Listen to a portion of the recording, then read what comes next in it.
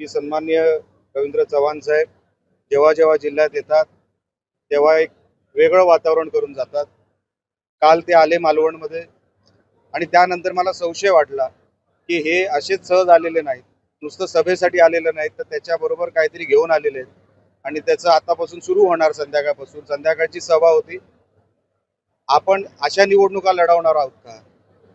मी जेव्हा घरात गेलो, मला जेव्हा कळलं रोज दोन दोन तीन तीन बॅगा, जो मालवणमध्ये अशी 6-7 घरं आहेत जिथे ह्या ठेवल्या जातात आणि तिथून डिस्ट्रीब्युशन होतं।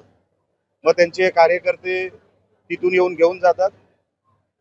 की अशा निवडणुका जर आपण लोकसंख्या किती, आपण वाटताय किती, आणि उद्या हे नगरसेवक निवडून जातील तर काम करतील का तिकडे? ते म्हणतील अरे पैसे दिलेत आम्ही तुम्हाला, आम्ही कशाला काम करू? ते वसुलीच्या कामाला लागतील उद्या जर चुकून हे निवडून गेले तर।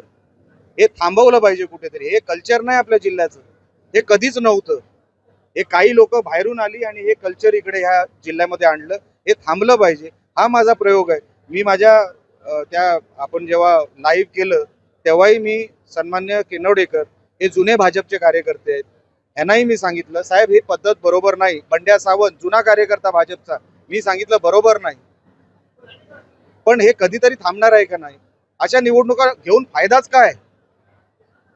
एका 15,000च्या अंदर असलेली जे काही लोकसंख्या आहे, मतदार आहेत, तुम्ही काही चालवलंय आणि आम्ही ते सहन करावं? हेच मी मागच्या काही दिवसांपासून सांगतोय ना, की ते येतात गडबड करतात आणि त्यांना दुसरं काय नाही, जिरवाजिरवी।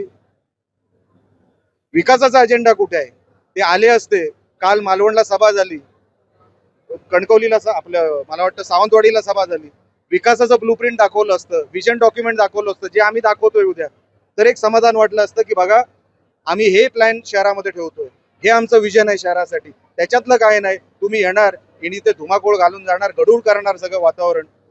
हे काय मला पचणारं नव्हतं आणि म्हणून मी निर्णय अधिकाऱ्यांनाही सांगितलंय निवडणुकीच्या, आणि सन्मान्य तिकडचे PI जगताप साहेब यांनाही सांगितलेलं आहे, हे आम्ही 24 तास आता तुम्हालाही विजिलन्स करावं लागेल। स्पेशल स्क्वॉड तुम्हाला प्रत्येक जिथे जिथे निवडणूक आहे तिथे स्पेशल स्क्वॉड नेमावं लागेल, आणि जसे तुमचे विजिलन्सला आहे तसे आता आमचे कार्यकर्ते शिवसैनिक विजिलन्सला आहे। पकडलं तर जागच्या जागी बंदोबस्त करू, सोडणार नाही।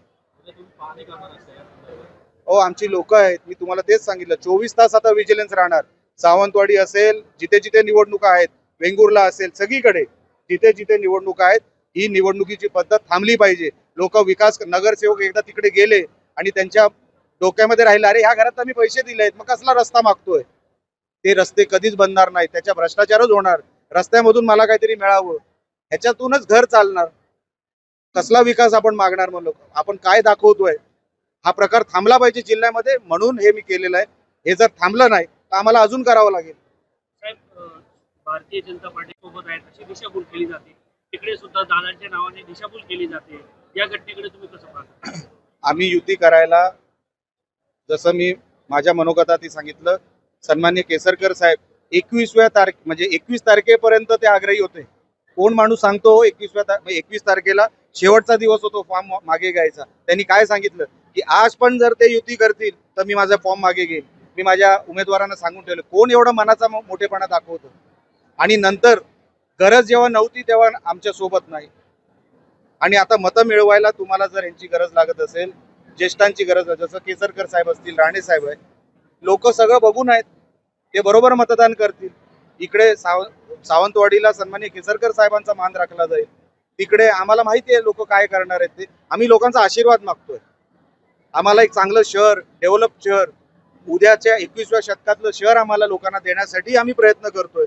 पण हे जर प्रकार होत राहतील, लोकांची दिशाभूल करतील, काही लोक फसतील, तर शहर तिथल्या तिथेच अडकून बसेल। ते अडकू नये म्हणून हा आमचा सांगायचा प्रयोग आहे। 10,000चा आकडा कालचा होता, आता अपडेट झालाय।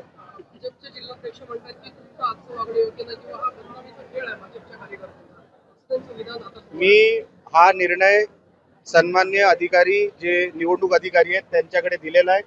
मी 1 मिनिटही तिकडे थांबलो नाही।